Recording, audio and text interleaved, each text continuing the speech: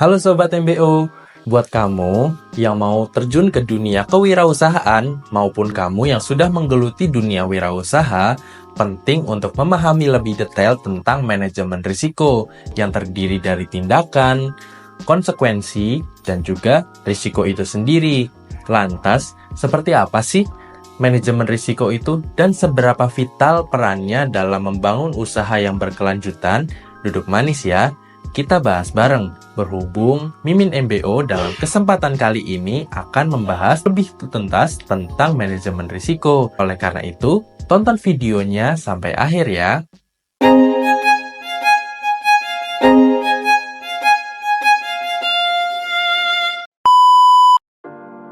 Manajemen risiko dalam sebuah badan usaha dapat berlangsung secara efisien dan tepat sasaran dengan menerapkan ISO 31000, sebuah standar internasional yang mengatur tentang prosedur manajemen risiko dalam perusahaan.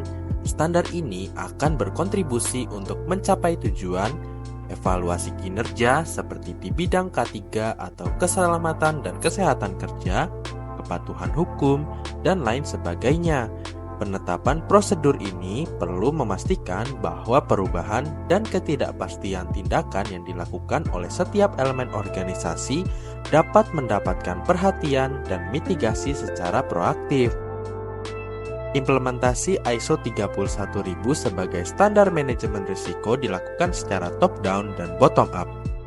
Dengan permulaan dari diskusi tentang risiko tingkat tinggi bersama direksi sebagai narasumber untuk mendapatkan pandangan strategis mengenai konteks internal dan eksternal organisasi, sasaran, dan risiko lain yang dihadapi organisasi. Selanjutnya, pembahasan mengenai konteks, sasaran, dan berbagai isu risiko lainnya dibahas bersama pengurus organisasi yang diukur berdasarkan proses penilaian risiko yang melibatkan setiap proses. Hasil akhir pembahasan yang melibatkan mulai dari direksi sampai pada elemen perusahaan akan diselaraskan dan dirangkum menjadi sebuah profil risiko perusahaan yang detail.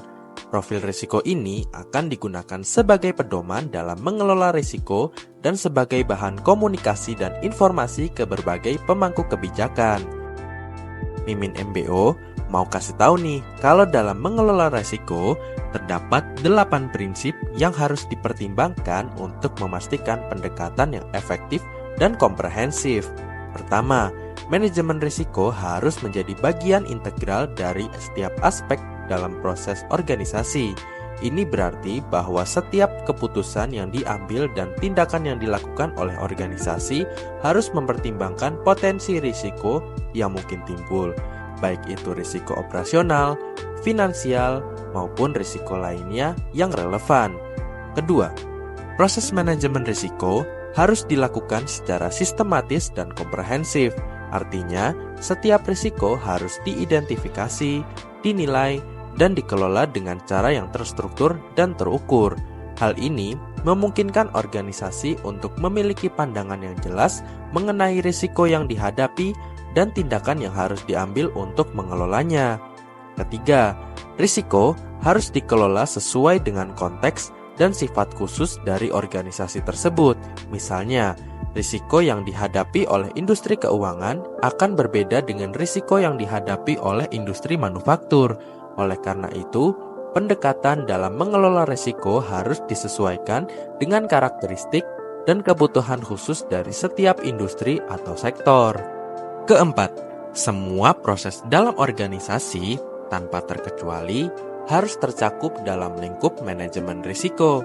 Setiap departemen, unit kerja, dan tingkatan organisasi harus aktif terlibat dalam proses identifikasi, evaluasi, dan pengelolaan risiko. Kelima, proses manajemen risiko harus fleksibel dan mampu beradaptasi dengan perubahan kondisi, baik itu perubahan internal maupun eksternal. Ini berarti bahwa proses harus dapat disesuaikan dan diperbarui secara berkala untuk mengakomodasi dinamika bisnis dan lingkungan eksternal yang selalu berubah.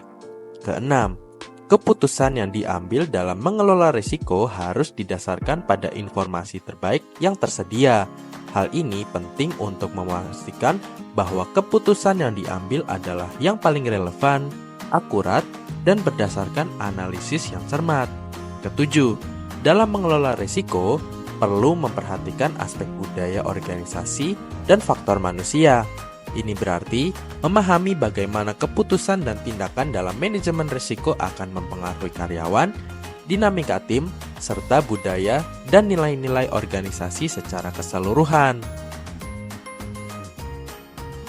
Dan terakhir, proses manajemen risiko harus selalu dievaluasi dan ditingkatkan secara berkelanjutan.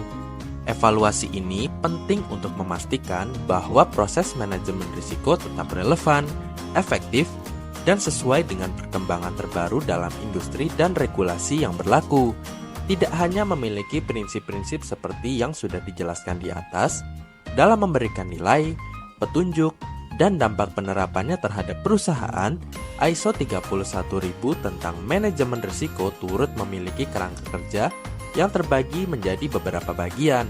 Kerangka manajemen risiko adalah struktur komprehensif yang membantu organisasi dalam mengidentifikasi, mengevaluasi, dan mengelola risiko yang mungkin mempengaruhi pencapaian tujuan mereka. Kerangka kerja ini terdiri dari 3 komponen utama yang saling terkait dan mendukung, yakni prinsip, kerangka kerja, dan proses. Mimin MBO bakal jelasin 3 prinsip yang berkaitan tersebut dalam satu penjelasan ini. Dengerin baik-baik ya. Mulai dari yang pertama, prinsip manajemen risiko. Prinsip manajemen risiko merupakan landasan dasar yang mengatur pendekatan dan praktik dalam mengelola risiko. Prinsip-prinsip ini mencakup komitmen organisasi terhadap manajemen risiko, transparansi, dan keterlibatan pemangku kepentingan, serta pendekatan berdasarkan bukti dan informasi yang relevan. Prinsip-prinsip ini menjadi pedoman untuk mengembangkan dan menerapkan strategi manajemen risiko yang efektif dan berkelanjutan. Poin yang kedua adalah kerangka kerja manajemen risiko. Kerangka kerja yang dimaksud adalah instrumen yang membantu organisasi dalam mengintegrasikan manajemen risiko ke dalam aktivitas dan fungsi mereka. Ini mencakup struktur organisasi, kebijakan, prosedur, dan proses yang diperlukan untuk mengidentifikasi, mengevaluasi, dan mengelola risiko. Dengan menggunakan kerangka kerja yang tepat, organisasi dapat mengidentifikasi risiko dengan lebih efisien, mengevaluasi dampaknya, dan mengembangkan strategi mitigasi yang sesuai. Poin yang terakhir adalah proses manajemen risiko.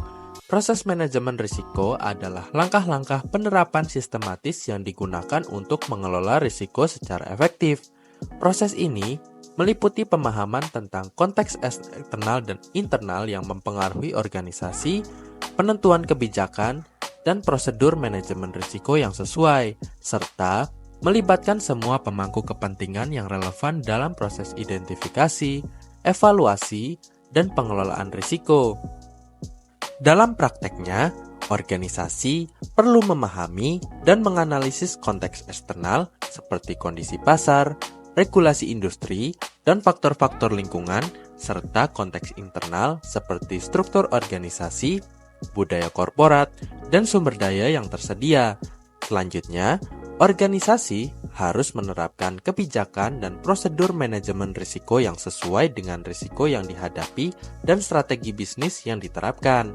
Selain itu, melibatkan semua pemangku kepentingan termasuk manajemen senior, karyawan, dan mitra bisnis dalam proses manajemen risiko sangat penting untuk memastikan bahwa risiko diidentifikasi, dievaluasi, dan dikelola dengan tepat dan efisien. Beda halnya dengan proses pembangunan Candi Prambanan, ISO 31000 tentang manajemen risiko merupakan proses yang berkelanjutan, yang mana organisasi harus terus memantau dan mengevaluasi efektivitas dari strategi manajemen risiko yang diterapkan, serta melakukan perubahan dan penyesuaian sesuai dengan perubahan kondisi internal dan eksternal yang mungkin terjadi. Komitmen dan partisipasi aktif dari seluruh organisasi dalam proses manajemen risiko adalah kunci untuk mencapai tujuan organisasi dengan meminimalkan risiko dan memanfaatkan peluang yang ada. Dengan memahami dan menerapkan kerangka kerja manajemen risiko yang komprehensif ini, organisasi dapat mengembangkan pendekatan yang proaktif dan responsif dalam menghadapi risiko sehingga dapat meningkatkan keberlanjutan, kinerja, dan nilai perusahaan dalam jangka panjang. Nah, itu tadi pembahasan Mimin tentang manajemen risiko dan juga seberapa pentingnya bagi keberlanjutan usaha. Buat kamu yang masih bingung gimana sih cara nerapinya, tenang aja, Mimin masih di sini kok. Mitra Berdaya Optima memberikan layanan konsultasi ISO 31000 untuk perusahaanmu. Segera konsultasikan ISO 31000 bersama Mitra Berdaya Optima ya. Mimin tunggu notifikasi dari HP kamu. Subscribe channel ini supaya nggak ketinggalan informasi menarik berikutnya. Sampai jumpa.